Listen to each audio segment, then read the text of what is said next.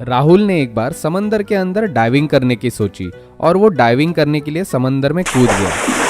Diving करते करते वो पानी में बहुत अंदर तक चला गया। पानी के बहुत अंदर जाने के बाद उसे चक्कर आने लगे और उसी की वजह से उसे पता ही नहीं चल रहा था कि सतह पर जाने के लिए उसे किस डायरेक्शन में तैरना चाहिए। वो कभी लेफ्ट जा रहा था, कभी राइट जा रहा था, कभी ऊपर या कभी नीचे जा रहा था।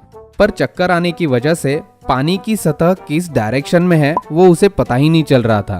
क्या आप बता सकते हैं कि पानी की सतह का डायरेक्शन जानने के लिए राहुल को क्या करना चाहिए? आप अपना जवाब हमें कमेंट में जरूर बताइए। आंसर सिंपल है। जैसे ही राहुल सांस बाहर छोड़ेगा वहां पर बुलबुले यानी कि बबल्स आएंगे। वो बबल्स हमेशा समंदर की सतह की डायरेक्शन में ही जाते हैं और उन बबल्स की डायरेक्शन को फॉलो करके राहुल समंदर की सतह पे पहुंच जाएगा। अगली पहेली है ये पिक्चर। इस पिक्चर को ध्यान से देखिए और हमें बताइए कि इन दोनों में से सबसे बड़ा बेवकूफ कौन है, नंबर 1 या फिर नंबर 2। आप अपना जवाब हमें कमेंट सेक्शन में जरूर बताइए। आंसर सिंपल है।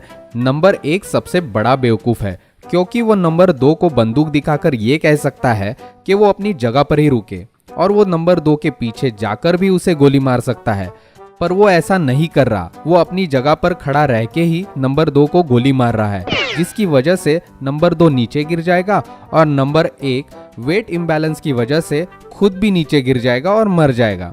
तो हुआ ना नंबर 1 सबसे बड़ा बेवकूफ। बहुत समय पहले एक राजा था।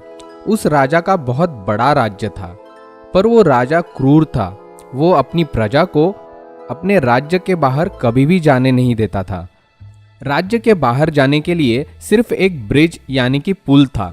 अगर कोई ब्रिज का इस्तेमाल करके राज्य से बाहर जाने की कोशिश करता तो सैनिक उसे मार देते थे, और अगर कोई बाहर से राज्य में आने की कोशिश करता तो उसको सैनिक वापस भेज देते थे।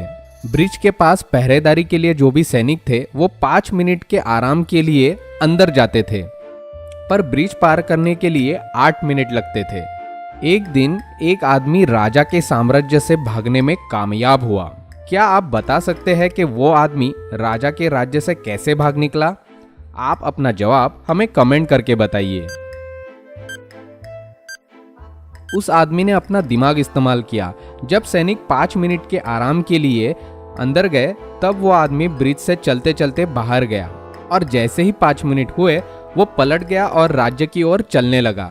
तब तक सैनिक वापस आ गए और उन्होंने देखा कि बाहर से कोई अंदर आ रहा है, तो उन्होंने उस आदमी को राज्य में आने से मना कर दिया और वैसे ही वापस भेज दिया।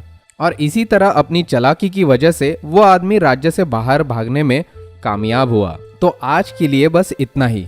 अगर आपको ऐसी ही इंटरेस्टिंग पहेलियां देखनी है तो हमारे चैनल को जरूर सब्सक्राइब कीजिए, क्योंकि हम ऐसी ही इंटरेस्टिंग पहेलियां अपने चैनल पर लाते रहते हैं।